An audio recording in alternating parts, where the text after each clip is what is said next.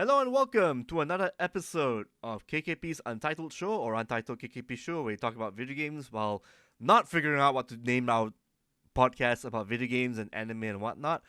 Today is the day of the 30th of May. 31st is tomorrow. This episode will be out on the 31st of May. I'm your host, Mr. Toffee, aka Jonathan Toyad, and joining me is Lewis Larcombe, host of Main Game. How you doing, Lewis? Hope you recover after last week's show. Yep, definitely. Yeah, it's unfortunately I wasn't able to attend last week. Was just feeling extremely just sick. I couldn't bedridden pretty much is the best way to describe it. But I'm feeling much better now. I'm doing pretty good, and yeah, I just can't wait to talk about what we've been up to, because unlike past few weeks, I've actually been reviewing a bunch of games this week. So all right, cool. Let's talk about them. Yeah, please start, since I'm giving you the first sword. First strike. Yeah. So I guess we will start with the game that I've already reviewed. Just came out, which is Elden Ring Nightreign. Basically a survival roguelike. Like a survival roguelike of Elden Ring is the best way you can really describe it. It's straight off the bat, I feel like most people, the most common way it's described as a faster paced Elden Ring is definitely reigns true in my opinion. Because like just the mechanics and the responsiveness is just a lot faster paced. But the concept is basically it takes place in the lands between. It does take place on a slightly different realm called Limveld. Yeah, that's a new place. Yeah. So apparently it's somewhat correlated. I'm not too sure canonically how it's related to the lands between. But basically, the realm is pretty much being overrun by the Night Lord, and there are some. I'm assuming they are some sort of tarnished. But they become Nightfarers, who are pretty much ones who face the Night Lord. It is stated they come from different eras as well, so I'm not too sure if its own little form of time travel exists in this, but they do in the intro cutscene they do specifically mention that they are from different eras. So that's an interesting. Souls and different games from the Dark Souls canon, I guess. I guess so. Yeah. I noticed in the trailer and some gameplay before the game came out today, I've seen some clips of some monsters actually from the first, I think the third Dark Souls, where they popped up. Yeah, some bosses popped up. Alright, yeah. Well, unfortunately for me, this might be blasphemous for a lot of people, but this is actually technically my first proper entry into a Souls-like. Like, I've literally played maybe the first 20 minutes of Elden Ring. That's about it. I've actually never played a From Software game, so this is my first, and it's it's everything I expected it to be from Software. It's such a household name now, where it's just you expect bosses to be hard and whatnot. But yeah, overall, my experience with the game is really, really fun. So it's a 3-player co-op, and you kind of go in and you have to kind of survive night by night. And for the first expedition, or the expedition that I'm currently aware of, is it's called the if I can remember the name, Tricephalos, I believe is the name of the expedition. But essentially, it's a 3-night expedition. You have to survive until the 3rd night, where you face off pretty much this giant beast of a dog that has 3 heads. It's kind of its own take on Cerberus in a sense. So during that time, during the days, so you have day 1, day 2, day 3, but it's kind of more like day 1, night 1, day 2, night 2, and then you have pretty much day 3 leading into the final boss fight. And during the days, you kind of go around exploring the map, trying to find enemy camps and just kind of farm them in a sense, to gain both experience and loot, to pretty much just make yourself stronger. And then from there, the map kind of encloses on itself. Think of it like a battle royale kind of circle that shrinks. Exact same concept. So by the time a certain amount of time has elapsed, you have to kind of aim for the center of the small circle, and that's where the night boss appears. And it can be it's never the same. It can be like a tree sentinel and it's royal cavalryman. It could be a demi-human, a demi-human queen and it's swordmaster. And yeah, there's a bunch of different smaller bosses as well you can fight during the day, which gives you extra XP and better loot and whatnot. Knowing where those are is definitely a big advantage, but it isn't the same every game as well. And then yeah, so the idea is to survive through the nights, get as strong as you possibly can, going into the final third night, you defeat the boss and you complete the expedition. And it kind of a rinse and repeat almost. But the difference is what makes this roguelike is that you gain permanent rewards, so like kind of like runes in a sense that you can kind of give you a permanent buff that you can apply to your character relics, going into your next is that one. what they call it? Relics? Yeah, I believe it is called. I believe they are just called runes, if I'm not mistaken. At least the table that you craft them on. Not craft them on, but you apply them on are called runes. So you get a selection of 3 per character. And then you have you've got 6 different classes as well, to begin with at least. And which then, one's your favorite so far? I mean, there's 6 of them. I personally went with the Executor, just because he's extremely nimble. He's like really, really fast paced. And he's just very much kind of friendly for someone like me, who is kind of new to the series, right? And just when the only thing I know about the series is that you need to be dodging nonstop. Playing the Executor really, really helps, because it's just like his dex. Each class has like stats that are ranked via letters, and S is the highest. So Executor has S dexterity, so it means that he's just extremely agile, and you can just like maneuver around a lot easier, which helps someone like me who just is not really that good at the game right now, at least.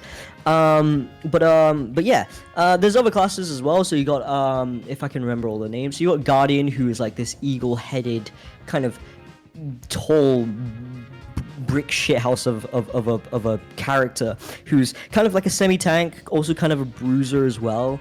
But there's also another character quite similar to him as well, Raider, who's kind of like this berserker take on the character, but he has this, I think his passive ability allows him to gain extra damage for every hit he takes, and whatnot. And then so it's Executor, Guardian, Raider. They've also got Iron Eye, who's the archer. They've also got the Recluse, which is your bog standard mage. And then you've got I can't remember how you pronounce the main guy's name. He's like pretty much the tutorial character. It's like Wilder is his name. Sorry, Wilder. And he's just your jack of all trades, your basic knight paladin. Good at everything essentially. But, like the starter character in Elden Ring. Like you got basically like the starter guy. That one with the most vitality. That's why. Yeah.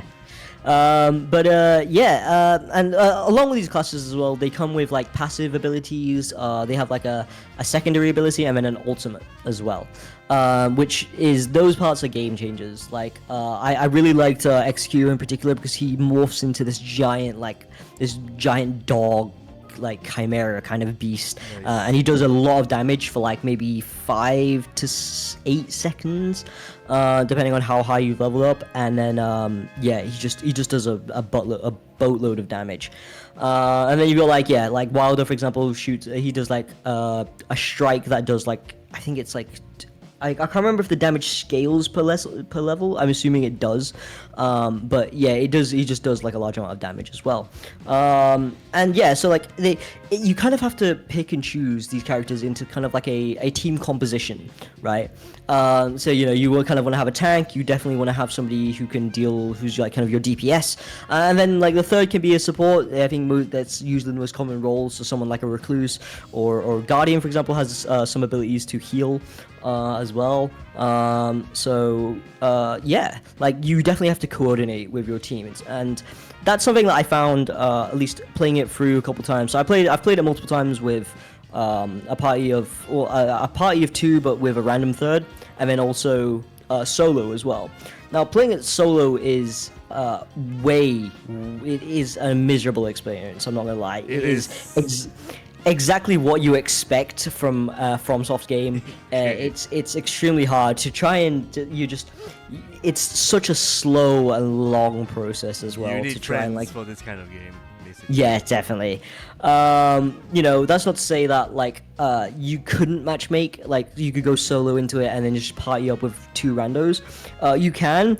It was a bit of a struggle for me because I was playing it during the review period, which just meant that not many people, at least in the time zone, were online at certain times of the day, and it just made it just quite tedious to find matches. So I did opt to just solo in those cases. But it just makes it a lot harder, especially when you're kind of new to the game like myself. But then that kind of flips all on its head when you do manage to get a party of 3, and it becomes a lot more fun, and it becomes a lot more coordinated and cohesive, and all in all, it just becomes a much better experience. Boss fights are a lot easier because obviously you can kind of juggle aggro from the bosses, and then and then you also have like a second chance as well. Like you get knocked down, your teammates have to kind of just like they just attack your body to there's a bar that appears. You just have to whittle that down until it's gone, and then you kind of resurrect again in the fight. But that in itself does get quite tedious over time as well, because like the more you go down, the larger the bar gets essentially, which is completely understandable. It really does punish you for just being bad at the game. Yeah, of course.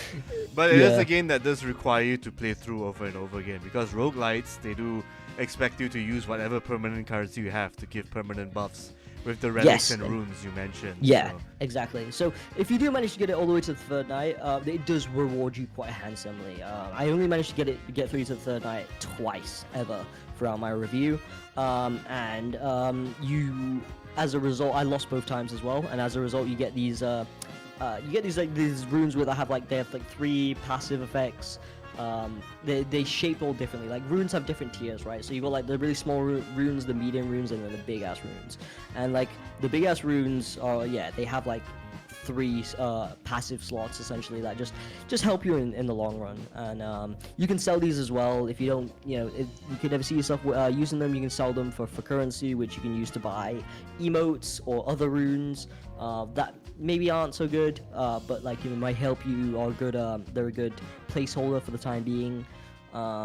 But yeah, all in all, it's been pretty good. Yeah, I mean, do you have any more questions about the actual experience or anything? I don't think so. You've pretty much hit the nail on the head on everything that I would like to ask. Now, of course, the final one, of course, would be like is this definitely a recommendation for newbies, or is it better for people like me who have played the game before to see these bosses again in a roguelite and randomized light?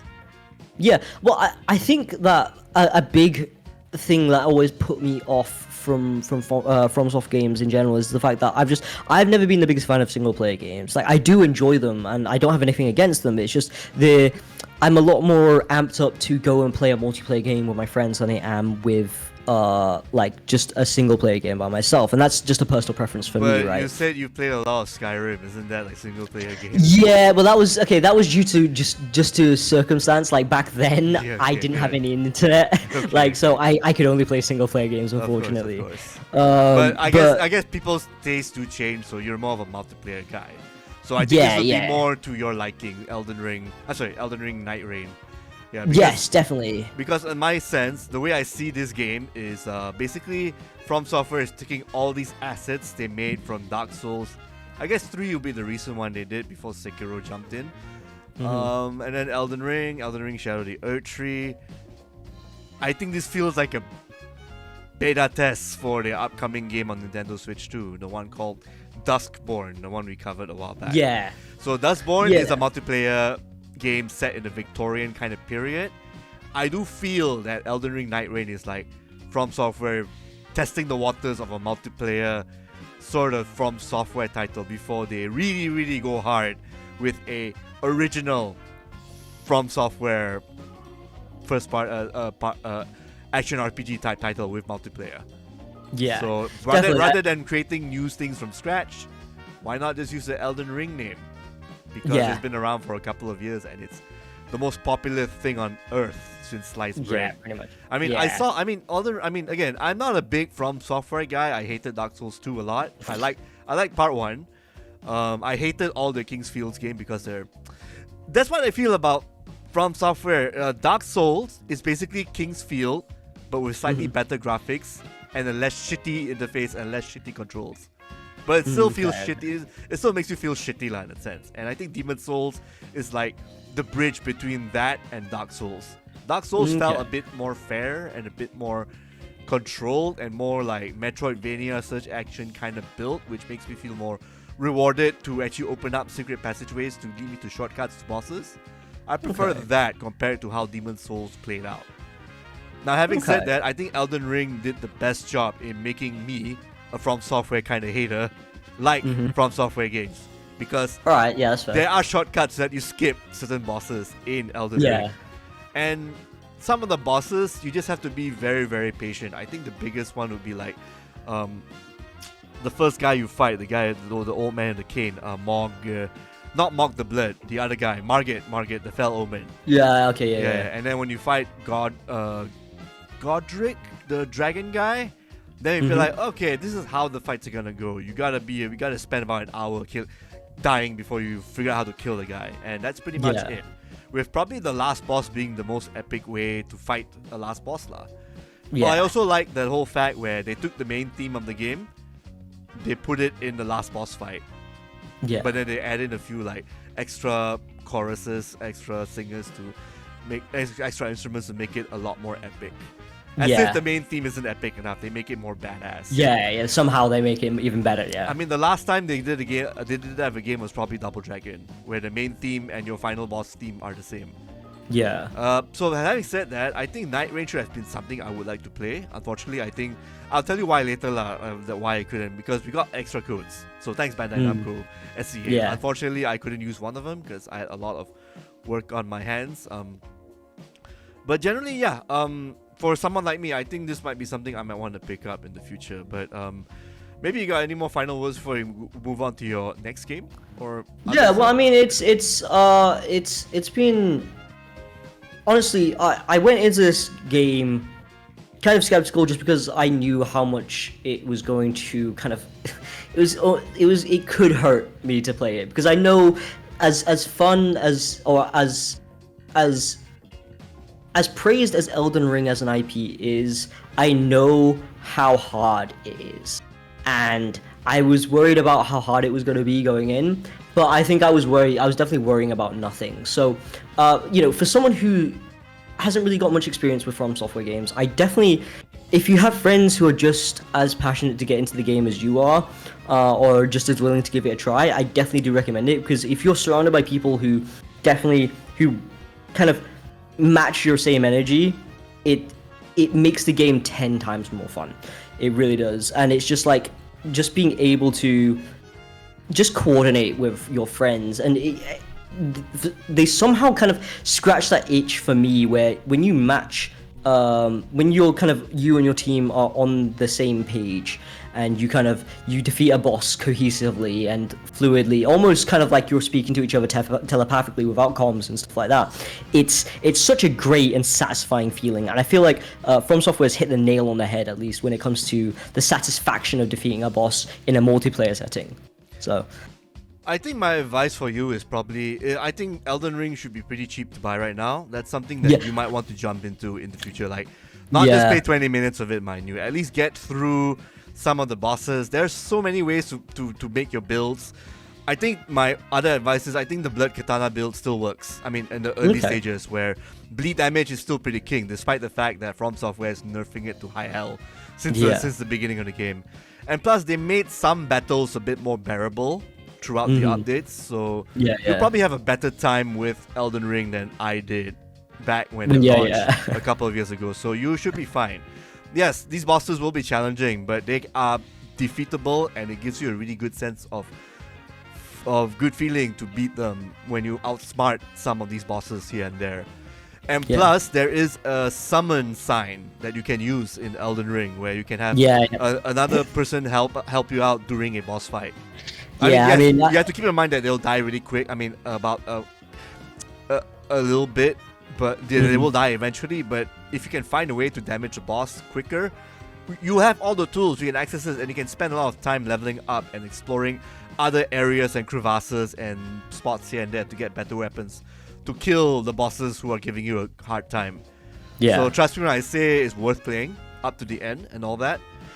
Shadow of the Earth Tree, maybe you want to skip that because it basically, that game kicked my ass 100%. Okay. I think I gave up halfway because it's really the game that, oh, you're good at Elden Ring, huh? Here's a game that'll kick your ass, you know. Yeah. I felt that game, that expansion was created just to spite you, more or less. I feel.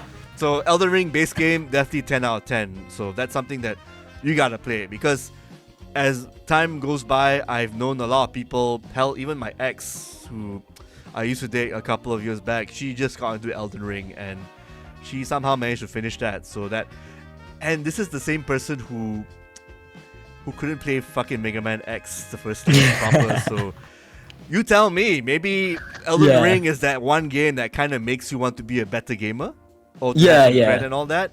So just think about that. It make if this kind of game can make even a lame ass gamer or person who's terrible at games get good, then who knows? That could be something that you should try to pick up. And I don't think there's any excuse considering how cheap the game is getting with the discounts. Maybe just wait for the next Steam sale because it's coming out in the next few weeks, right? Because it's like will be but no, I definitely get that feeling though. I do get that feeling with Elden Ring Nightreign. Like Nightreign does make me feel like I want to become a better gamer. So yeah, I'll definitely give Elden Ring a try. I actually do have access to it via my friend's PS5 account, so I can just get permission from him and download the game and just get started on it. But I guess moving on. I'm not gonna talk. I can talk about my first impressions of the game I'm reviewing at the moment, which is embargoed content. Let's go. It's technically not. That's the beauty of it. It's not actually embargoed. They did prefer it if we didn't release a written article until the I believe it's the 11th of June, which I'll refrain from posting anything until then, but I'm allowed to talk about impressions and stuff like that. So basically it is the new update for Rainbow Six Siege, dubbed Siege X. We were just talking about Mega Man X, come to think of it. Yeah. So go on, is it like the 20 is it in the year 20XX or anyway? Yeah, no, it's the 10-year anniversary, hence the X and everything. So so the best way to describe it is think about CS:GO to CS2. That's what this is for Siege, essentially. So they've upgraded the fidelity, the graphics and everything. They've also optimized it a little bit better. They've got a brand new UI. They're gonna have essentially it's a new season, but it's also they're kind of revamping it all as well at the same time in terms of UI and user experience and gameplay as well. So with that, I have been trying for the longest time to get into Siege. Siege is one of those FPS games that I just, as an avid FPS player, I have just never enjoyed ever. Like not because of it's a bad game or anything. It's just because I'm awful at it. I'm just so bad as an FPS player. It's so hard. It's pretty methodical from what I've heard, right? Very methodical. Yes, extremely. It's so technical and so mechanical, so methodical. It's crazy. And once you play it and you kind of get the gist of it, you get a whole new appreciation for the pros that play this game competitively. It's actually insane. For 10 years straight. Holy shit, Yeah. It's crazy, but so going into this, I was expecting that exact same experience because it's been about a year since I last tried to get into Rainbow Six, and going back into this, I did manage to drag in some of my friends to suffer along with me, and it's honestly, having played it and actually tried to sit down and commit some hours into it, you start to pick it up slightly. It's still hard as hell. But I'm starting to see the appeal of it. Now, comparing it from Siege, regular Siege to Siege X, the fidelity is a lot better. Like, just the graphics in general, it makes it, like, if you've ever seen a streamer play Siege, most of the time they do play 4-3, the ratio 4-3 stretched, which just makes the game look even worse than what it already was. Okay. And it was a game that has, it was made 10 years ago now, it was like, it's definitely aged, so it did need a kind of a makeover, and it looks fantastic now. Graphics wise, it looks fantastic. The game plays roughly about the same from what I can feel, possibly a little bit more responsive. It does run a lot smoother on, I tested it on 2 systems, and both on the laptop and my sister's PC, it run a lot smoother as well. So optimization wise, it does feel a lot better. And yeah, it's experience wise, I think because as well they're introducing a bunch of new agents as well, or operators, sorry, into the mix. It's going to, it will feel like a bit of a different game because there's going to be, just because of the ultimates and the ultimates, I say in quotation marks because I don't think they're actually called ultimates, but like kind of their signature abilities and whatnot. Like for example, like there's a girl called Azami. I'm not too sure if she's actually from the base game or if she's new in this, but she essentially has a knife that you can throw into a wall and it kind of detonates into an extended wall essentially. So like there's different ways you can play around it and stuff like that. So when you have such a large group of operators that are coming in that are, that have their own signature abilities that change the pace of the game, it makes the game feel like a whole new type of game, right? So it's definitely going to feel like Siege for veteran players, but it's definitely going to feel slightly different. Just it's going to feel, in my opinion, it's an improvement, but I don't feel like I'm the most qualified to speak on whether or not it's an improvement for veterans of the game, people who've played a dedicated, years and years of playing this game. I'm not too sure if, from their perspective at least, it's going to be something that's, in the long run, a change and an update that is going to be appreciated or not. Because this is me kind of coming from the angle of how CS2 has been received from the CSGO community. It's very split in half. Some people love it, some people hate it. I know most of the competitive scene isn't the biggest fan of Counter-Strike 2 right now. So I'm not too sure. In my head, it's probably going to be a 50-50 between whether or not people will like Siege X or if they're going to be haters of it. Yeah, that's true. I mean, any kind of change you do for a game that you've liked for 10 years is gonna piss off some people here and there. So I guess the moral here is you can't please anybody per se. Yeah. I can tell you that people who like Guilty Gear Xrd back in I think when I was still in Singapore, 2000, I want to say 14 or 15, around that period, they did not like Guilty Gear Strive at all because they don't like how the damage is dealt. They don't like how there are combos in the game, but not as long and spectacular as in Xrd. But at the same time, the developers had mentioned that Strive is going to be a completely different game, even though it's a fighting game with anime characters per se and rock music. And between Xrd and Strive, I actually prefer Strive. Right. But again, not many Guilty Gears share my sentiment. I know a couple of pro players in Malaysia who just basically skipped Strive and just went for other Arc System World games like Grand Blue Fantasy Versus. They prefer that because it's a new game. It's not like using the Guilty Gear DNA. Yeah. Which is leading to the new stuff that I played a couple of days ago. I guess now it's my turn to talk about stuff that I've been playing per se. Yeah, nice go segue. for it. Better segue than I did last week and the week prior. So I played the new characters that popped up. Outside of the one I played the least, there's a dragon woman named Galleon in Grand Blue Fantasy Versus Rising. Okay. She is a mid-range grappler type character. Her unique move, which is the D button, lets you summon meteors onto your opponent's head. So you can actually mark the ground they're on with a special move. And then when you press the D button, she can summon either a small meteor or a big meteor to land on your head. She's an earth dragon, so she can summon mud and earth rocks and shit. But she's in the human rabbit form. I forgot what the race is in Grand Blue Fantasy. It's the one of the bunny ears. Like the Viera in Final Fantasy 12, but in Grand Blue Fantasy. And because she's a dragon, she does not know the concept of human proportions, so that's why her boobs are really big too. And why she likes kissing people. It's a thing in the game. So basically when she starts the game, she kisses a bird.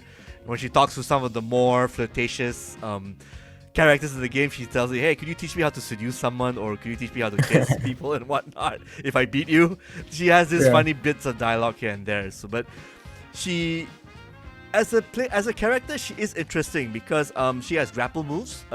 She has basically a spinning pile driver move where she grabs you and then summon a bunch of hands to slam you to the ground. But she has a mid-range attack, and the projectiles are a bit situational. So she zones a little bit, but not in the way you would expect. She doesn't throw fireballs. Rather, she summons a fireball on the spot you marked on your opponent. Right, okay. It's interesting. Basically, you want to make your opponent stop moving. That's your goal when using Galleon. Then she just gets to you, and then she'll try to grab you or just do a bunch of mid-screen combos. Okay. Her only weakness are there any blatant I guess because I mean obviously you're the fighting game expert here. Yep. I guess like in the meta at least right now, are there any blatant like counters for like someone of that playstyle? Oh, that's easy. You just zone the shit out of her. You use someone like Matera to throw arrows that you just keep. For any grappler you want to fight, you want to just keep them out of the way. It's just It's just that Galleon's tool makes sure that if you whiff, I throw a rock in your face and then I come closer. Okay. Yeah. So it's easily punishable then. Yeah, it's easily punishable, but not impossible to counter, basically. Right. So she has a one-up in a sense. This is like, in a way, in Street Fighter V, there's a grappler named Laura, also a big Muslim character because she's Brazilian. She has a fireball, but the fireball, the furthest it can travel is basically a quarter of the screen. Yeah. But when you do the EX version of fireball, it multi-hits, so it basically stops your opponent from pressing buttons at that range. Yeah. Galleon has that same kind of tactic, but a bit more extreme because the bullseye that you actually can paint on your opponent, it actually goes to where your opponent is. It tracks you. Oh, so it's homing. Yeah. But unless you press the D button really quick, it won't come out. So you kind of have to be on the ready lah, basically, because your opponent can still come up to you or even just stay the hell away from you and zone you out. So to deal with any grappler, you just zone them out. Simple as that. So characters like Matera and Vikala can just throw shit in Galleon's face. She would be good against characters who are rushed down and can go toe someone like Soren. Soren is the bruiser type character, or Vasuraga over time. But again, her meta is actually she's really new. She's only been there for a couple of days, so they're still trying to figure out where she actually places. So yeah. Oh, and she's also got like an unblockable dive kick. It's a grand move. It's pretty hard to block. And it actually comes at the angle, basically. Alright, okay. But apart from that, I did play Unica, the new character from Guilty Gear Strive, who is in the anime, Guilty Gear Strive Dual Rulers. Yep. She's a completely different character than in the anime. Because I think after the anime ended, I guess this version of this character comes in. She comes back from her future, and then she's a better fighter lah, and a bit more learned. And she is, she's still atoning for what she did in the anime. And, she's a more wiser person. I mean, albeit still the kid and all that. She has special dialogue with Kai Kisuke, Dizzy, and Sin Kisuke, as well as Bridget, who is the little boy who is a girl in the Yoyo character, basically. They have I guess you could say they're quote-unquote friends. Yeah. If you watch the anime, you probably know why. I've seen some clips. I mean, like, it's on our YouTube if you want to check out like our best parts and stuff like that. Yeah, definitely. So Unica is basically the easy mode character for people who want to jump into Strive because she is given a bunch of target combos that let her do upped versions of her special moves. So she has a full screen gun attack. It's red. When she does the blue version, the Arbalest version, I believe you can recover quicker from that. When you do her special overhead attack, which is basically like, was it Kai's side or Dizzy's side? I'm not sure, one of the family side, basically.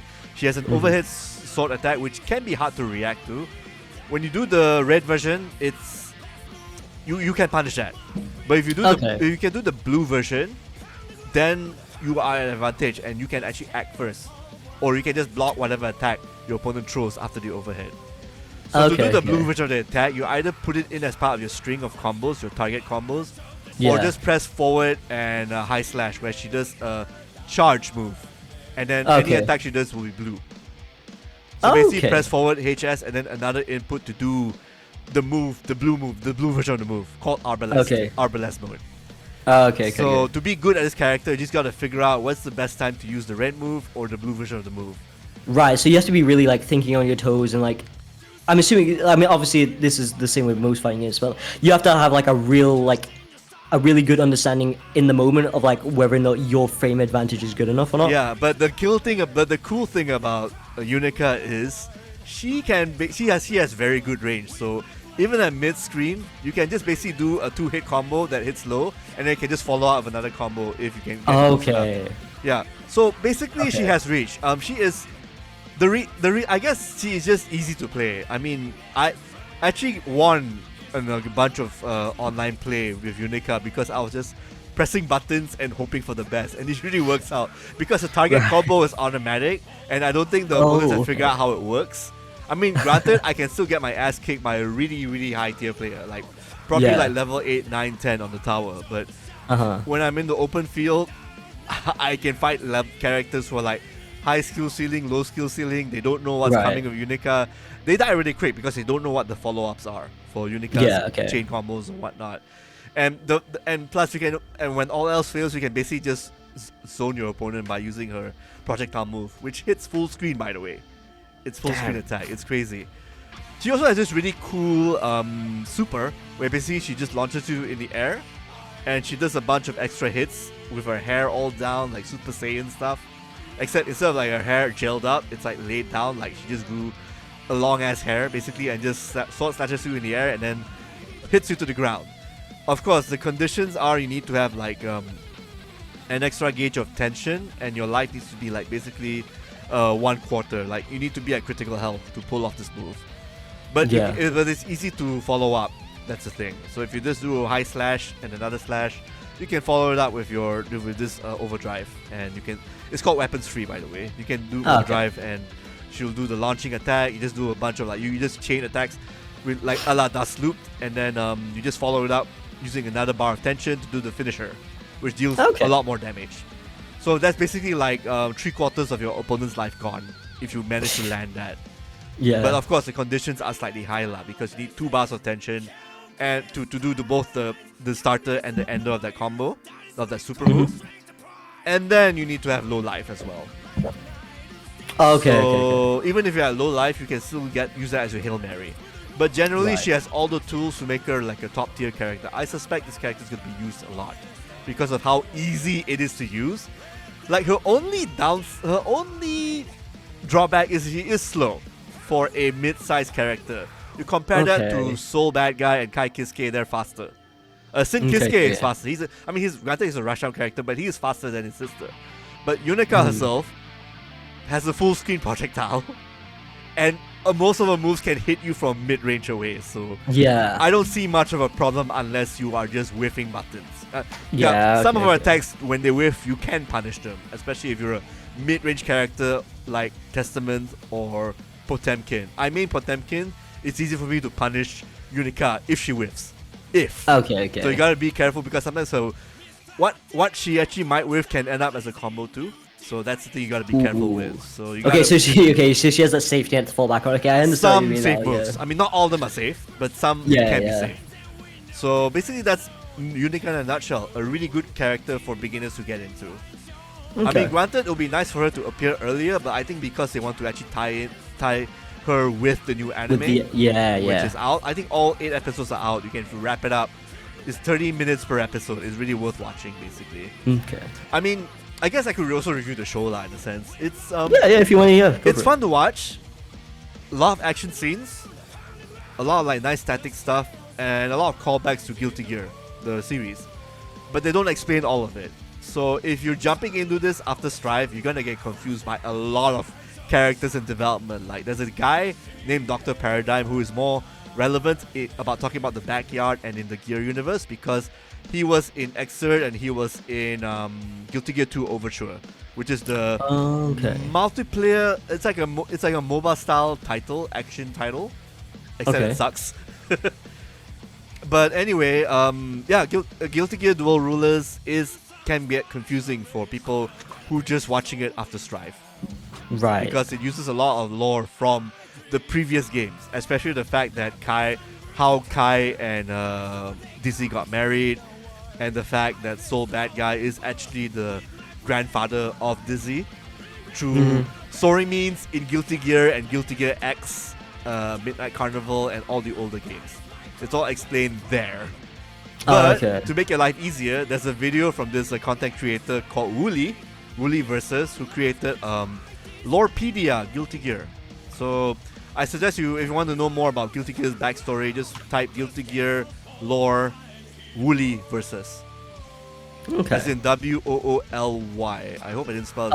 Okay. I mean, I met the guy a couple of times at MagFest, so I should know how to spell his name. Yeah. Yeah, so his Lorepedia on Guilty Gear is really good. Go watch that. And then you can jump into Guilty Gear Dual Rulers. Then you can understand some bits here and there about who the hell are these characters, and why is there such a tight bond with some of these dudes here and there. Right. I guess so. Canonically, Dual Rulers takes place After Strive. after Strive. Okay. After the base story of Strive. It takes place before the DLC happened. Because the DLC brings in Alfred, Johnny, Pyken, and a couple of other old and new characters. Alright, okay. Yeah. So again, I would suggest you watch the Lorepedia, play Guilty Gear Strive story, maybe play the after story after that. Guilty Gear should be cheap right now to buy, Guilty Gear Strive. This online play will be a bit tough because there's so many good players there. Yeah. But the rest of the game's great. It feels great to play. Big damage and everything, and combos feel good. Especially when you land a hit, you see the big counter popping up. Yeah. Then you know you've done something right. Or you've done something wrong if you're receiving the wrong end of it. Yeah, okay. Other games I played, I think I should continue on with two more. Pipistrello and the Cursed Yoyo. It's a Game Boy Advance style title where you play as a bat named Pipit who has to save his auntie's soul, a body, from a bunch of enemies who sabotage her industry's company, which is actually gaining a tight reign on the city of New Jolt City. So you have to go through the different areas to find the Mega Batteries, and the Mega Batteries will help restore the soul. So you have to, basically it's a Metroidvania such action game in the style of Legend of Zelda. So it's top-down view with 2D pixel graphics. Now your special weapon is a yo-yo. So your yo-yo can attack enemies from afar. You can chuck it to hit switches from afar, but you have to collect the yo-yo back or wait a few seconds for it to return to you. You can actually use it in corners, so you can actually hit enemies from far away after it ping-pongs its way, like does tricks all the way on the wall. Oh, like kind of like ricochets and stuff. It ricochets through pipes and whatnot. You just gotta find angled areas so you know what to ricochet it. You can also use it as a like a mini scooter. They call it walk the dog, where you can use it over water or hazards. But you only can go a straight line, and then you can have to jump off. So it's like basically a mini vehicle that goes straight line. You can also throw the yo-yo in, have it suspend in mid-air on the pit, and then you can grapple it as a hook. So there are some areas you go from point A to point B. It's really far, right? So you can throw the yo-yo, have it spin in the middle of the air for like a few seconds, and then use that as a grappling point, using the string of the yo-yo. Yeah. So I need to remind you that this yo-yo is being possessed by your auntie, so she can do all these tricks now as well. Yeah, so it's a comedy game lah.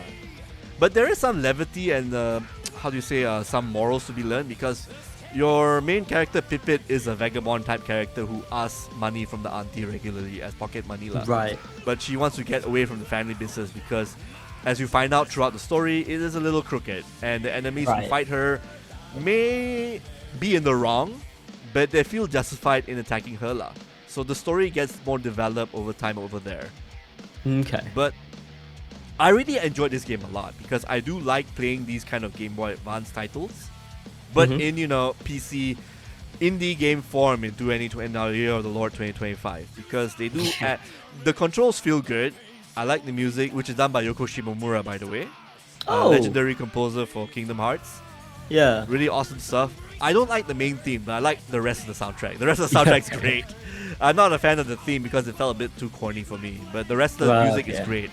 Especially when she did like what's the football team? Ole, ole, ole. There's a bit of that in the game, in the stadium stage. Yeah.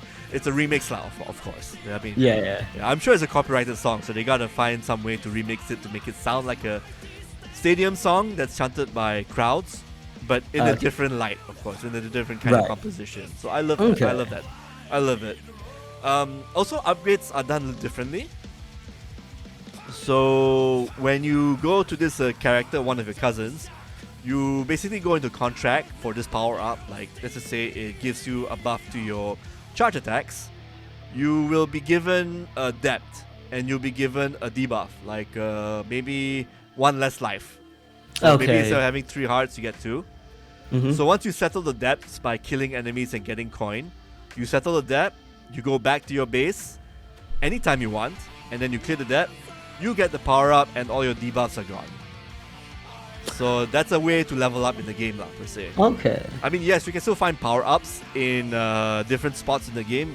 Like some of the mandatory power ups, you only get it while you're doing a dungeon. Right. Like Metroid style, of course. Like Metroid or Ori and whatnot. And like Enders of Magnolia, like how you get your Magnolia, for your traversal powers. It's the same idea with Pipistrello. But the more passive power-ups are only gained from doing these contracts. It's really cool. Right, okay. Like, it makes the game harder for you. I mean, if you choose to get those buffs. But those buffs can be really, really good. Like, having hearts stay on the ground longer so you can collect it. And you don't collect it even at full life. So you have, like, a spare in case you get damaged by the enemy. Or basically just have more badge points so that you can equip more badges. So that's another cool system where you get to equip badges to give you more power-ups. Like, have your yo string on fire to, deal DPS, like damage over time stuff. Or have your yo-yo hit really hard, like maybe double damage, but you cannot cancel from your attacks. Yeah. That's also like a trade-off, but a really good attack if you are better at hitting things really hard, Yeah. And others... deal more damage when you're in the air, when you're airborne. So you jump and attack, you deal more damage. That's a nice badge as well. And you can even refine the badges using money so that it actually costs less to put on your badge points. Because Pippin only has like a set number, and you only can increase it through like power-ups you find all over the map, which will take you, I guess, maybe 30 hours. I mean, you can finish a game in like 10 hours. But to do like a completionist run, like have all the hearts and have all the badge points and whatnot, it will probably take you another 10. Because you got different activities, you've got like different dungeon puzzles areas, like hitting switches and hitting the switch in one area by jumping and whatnot to open up a door or a pod or whatnot. And you have to collect musical notes so that you actually open up a door or open up a chest, or get a key. Like you have to collect the musical notes before like a set few seconds, otherwise they all disappear. Those kind of collectathon stages. But overall, I would recommend this if you are into indie 2D platformer titles who harken back to the Game Boy Advance days. I give it a pretty high rating because I myself love these kind of games. Yeah. Of course, the game gets really, really challenging in like the latter half, especially with some of the final bosses that take way too damn long to kill. But I think that's by design because the game expects you to, find all the hearts and find all the power-ups you can to make yourself better. Yeah. But in case you want to speedrun, if you want to just get to the ending, you can actually adjust the difficulty a la Doom Eternal. Doom the Dark Ages, where you can actually have as much life. You can make your character deal double damage or quadruple damage, or have the enemies have less health or deal less damage to you. Like whatever you want. I mean, I played the game in default difficulty up to like probably the last stage or so because I've been making too many mistakes. So I kind of wanted to get to the end, so I kind of just added a few more hearts from my side and take less damage. Yeah, okay, fair enough. But generally, it's a great game. I mean, again, for beginners who want that kind of game, but kind of want it the easy way out, they can use that difficulty setting. So. Okay. But I also recommend you play the game on its default because that's the way it's meant to be played. Yeah, it's really, like the way that it was intentionally designed to be, right? Yeah, because you're not meant to take as many hits as you should. Yeah. Although I do like that one difficulty modifier where if you die, you lose a lot of coins and money. I basically lessened that so that I only lose like 10 gold coins. So that I can get to the upgrade trees faster or pay contracts faster, and whatnot. Yeah, so that's probably the only modifier I had to, because I do make a lot of mistakes. It's a really challenging game, I can tell you that. Okay. I guess the last game on my list is Slurmancer. No, sorry, not Slurmancer. Slormancer. I mean, if it's a Slurmancer, it's probably gonna be like, what yawn racist remarks would you like to tell to yawn race? You know, so Slormancer is an top-down action RPG in the veins of Diablo and Path of Exile, except with 2D pixel graphics and arguably a much better loot and reward system than those two games I mentioned. So this game is being made by two people. It just came out of early access I guess it's been in development for 8 years, and now they just released it like a couple of weeks ago. Yeah. I heard about this. I heard about this from a couple of podcasts and shows about action RPGs. I thought I'd check it out. I said, what the hell? Did he slur? Oh no, Slormancer, you know? So yeah. I went into it, I picked the Archer class, and I'm having quite a ball with it. I played about 5 hours of it, got through two different dungeon types. So you collect Slor to power up your equipment in crafting, and also level up your character and level up whatever skills you get. For the weapon determines what kind of skills and what kind of playstyle you have. Not your equipment, not your class, but your weapon. So earlier on, I had a bow that basically made me shoot out more projectiles if I stood still. So I had to find equipment to complement damage when I'm standing still. But as soon as I got this other equipment, which was better, which made me every 1 out of 30 shots, I have a hammer come down on my target. So basically, I just need my arrow to deal more damage, or to maybe have a critical chance pop up more. So I had to find more equipment to complement critical chance, right? Yeah. So the controls are simple. You use a WASD for the keyboard and the mouse to aim. It's very easy to get into. You get to basically just use the mouse buttons to do your main attack and your secondary attack. You got rune attacks that are basically mapped onto your keys 1 till 10 or 1 to 6. Okay. And then you probably got extra power-ups, which I haven't unlocked yet. I'm pretty early. I mean, I guess you could say I'm pretty early in the game. I suspect I might finish this main campaign in about 20 hours, and then see the extra post-dungeon stuff, which will probably be the meat of this action RPG. But so far, I'm really digging it. I like the humor, I like the art style, I like the combat. Enemy variety could use a bit of work, but again, I'm still pretty early. Maybe I'll get more variety later.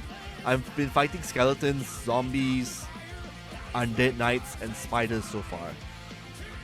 So I'm kind of waiting for more like top tier fantasy monsters like demons and whatnot. Yeah, okay. But I like the progression, I like the combat.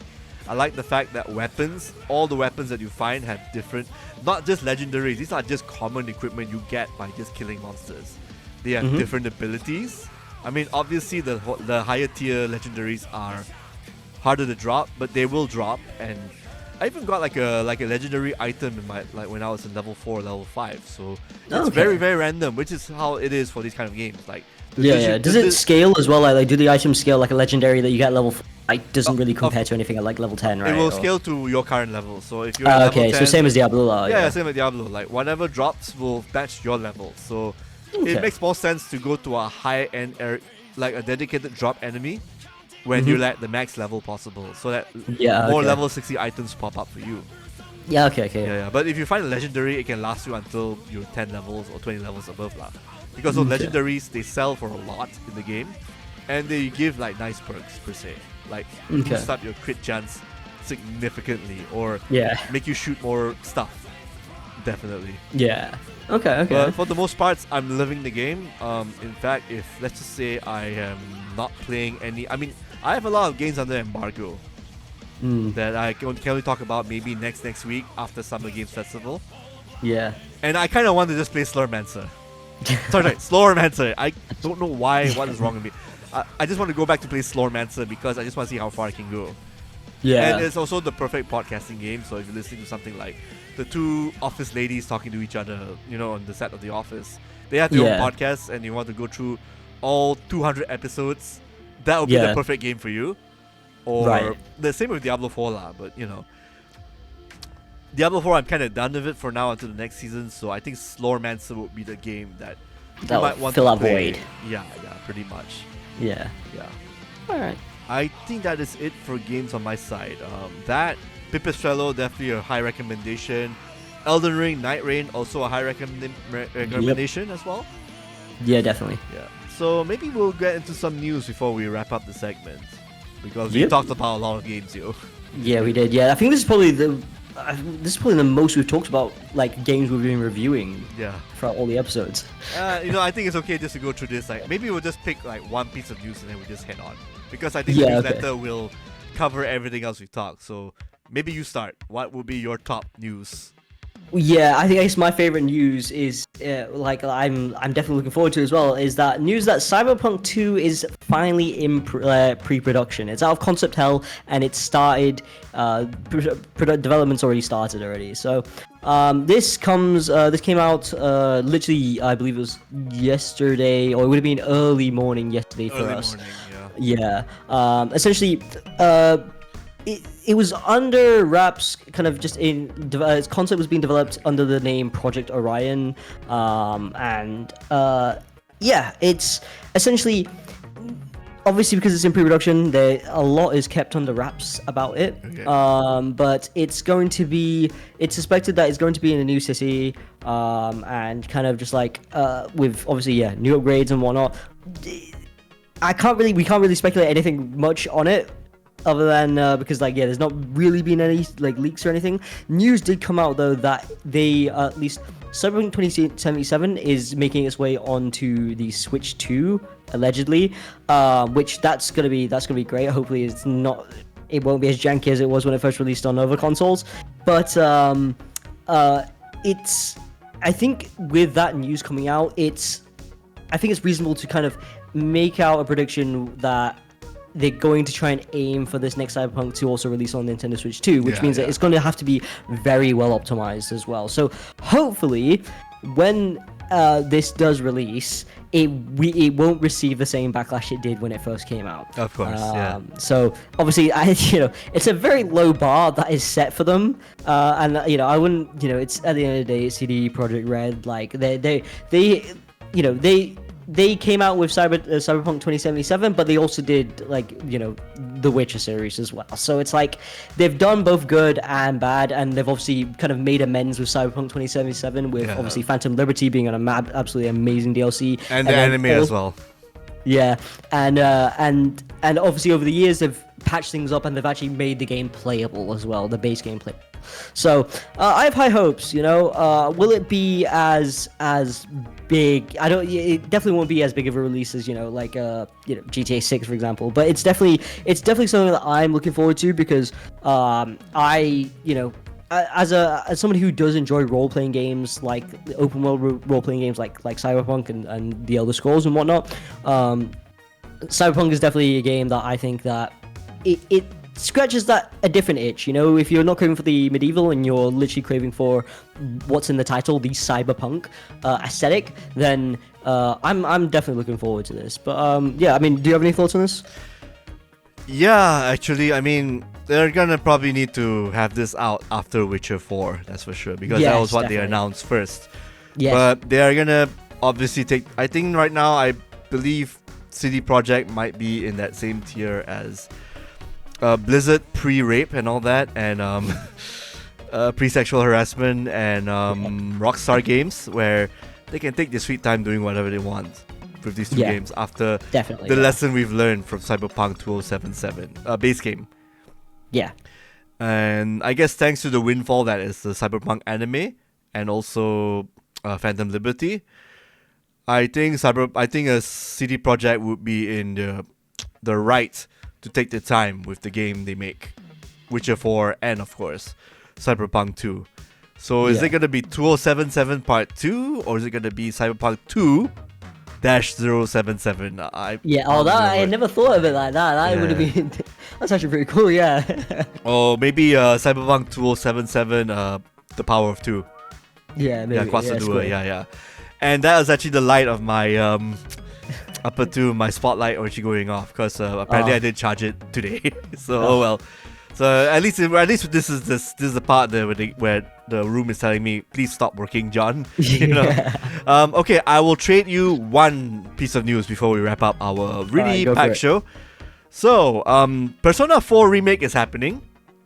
Definitely. This is confirmed by 3 voice actors from Persona 4 Original on PS2 and Persona 4 Golden. The voice actors are Yuri Lowenthal, Aaron Fitzgerald, and Anne something. I'm gonna have to look it up. Yukiko Amagi voice actress. Amanda Winley. Okay, I was completely off. So Amanda Winley, Yuri Lowenthal, and Aaron Fitzgerald all confirmed that there is a Persona 4 remake and they're not reprising the roles as their characters. So Amanda is Yukiko Amagi. Aaron Fitzgerald was the P4 Golden version of Chie Sakanoda. Sakanodo, the Kung Fu girl, the one, the short hair Kung Fu girl. Satanoka. Satanoka. And I keep thinking Sakamoto because of the anime Sakamoto games. Yeah. And Yuri Lowenthal voices Yosuke, the guy with the twin blades, the loser you meet at the first game in Persona 4. So I guess we're waiting for the 4th guy, Johnny Young Bosch, who actually voiced the main character. Maybe he might. I mean, he probably won't reprise his role. Who knows? We'll see. I think my reasoning, there are twofolds. One, fresh new faces for a remake, like in Persona 3. And 2, maybe Sega does not want to get involved with anyone who is involved with the Voice Actors Guild in the country per se, SAGRA and whatnot. Because that requires extra mandatory payment from Sega's side. So I think that's what they might be circumventing. I honestly don't know. This is just me speculating on why they need new voice actors for remakes. Yeah. For a game that existed for quite a while. But again, this is just speculation on my side. Or maybe because the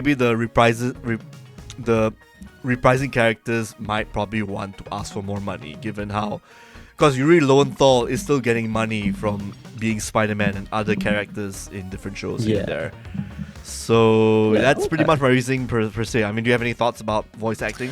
I mean, obviously, there's a bunch of like voice actors and obviously writers as well have been going on strikes for a while, and obviously they need to be compensated and looked after, 100%. But you know, for a franchise like Persona, right? You know, for a franchise that has such a cult following, it's, to me at least, like, it's a very...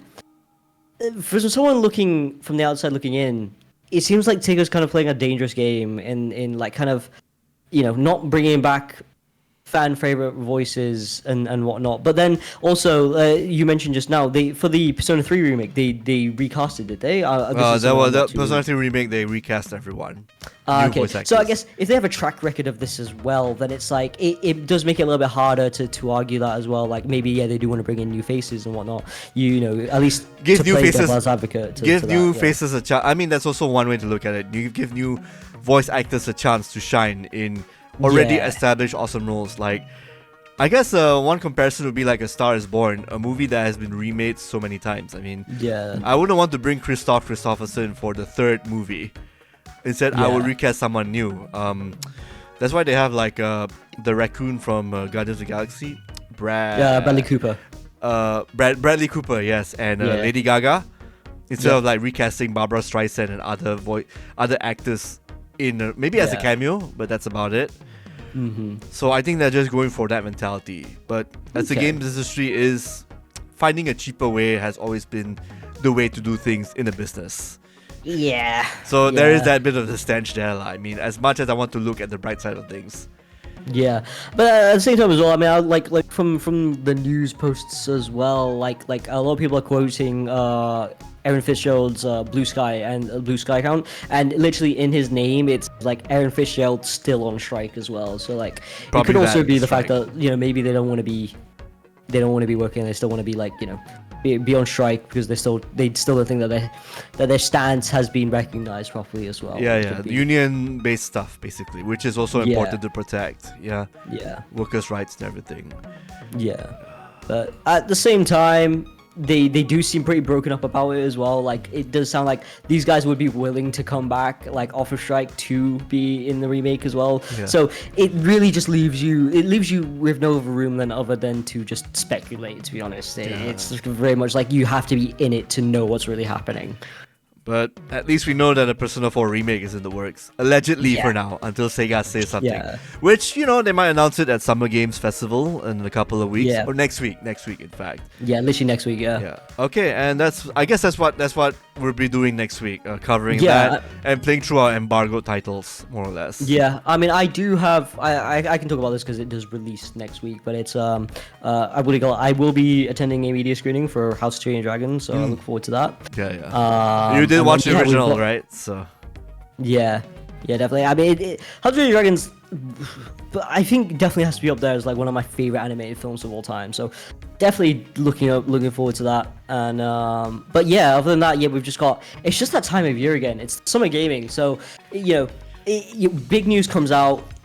Definitely, the time zones definitely do suck for us, though. I do admit. It's we're watching all the shows at midnight. Our day starts like 12 a.m. We work pretty much with non-stop working until about 6, 7, 8 a.m. For us. So it is a punishing time, but it is like only about a week's worth as well. But I should tell you this. I mean, here at KKP, we have been working at very odd hours. So yeah, true. Both of us, we usually sleep in sometimes. I mean, you'll be working in the afternoon and I'll be working at night. So you can basically take a break at night unless some other pressing shit pops up that you probably alerted in advance. So So I think this would be like, it's a sucky time zone, but we've already been used to it for quite a number of months or even years. Yeah, true. Yeah, and with that, we can wrap up our show, more or less. Any final thoughts before we get ready for next week? Honestly, I just look forward to it. I wish I could come up with a list of predictions, to be honest, of like what will get announced, but like, I feel like it's just the only thing I'm really looking forward to is hoping to see more GTA 6 stuff. Probably not. Like, I don't know how likely that's gonna be. Maybe it's just gonna be like a different trailer. Maybe Jeff Keighley is rich, but he's not Rockstar rich. Rockstar beats to the march to the beat of their own drum. Yeah, definitely. Yeah, they do. But it's just that time of year again. We're gonna get a bunch of new things coming out. Hopefully, I think some Switch 2 news should be some more, at least launch release games should be announced. Should be announcing soon. There is a rumored Nintendo Switch 2 Direct supposedly happening sometime this week as well, or maybe next week or the week after.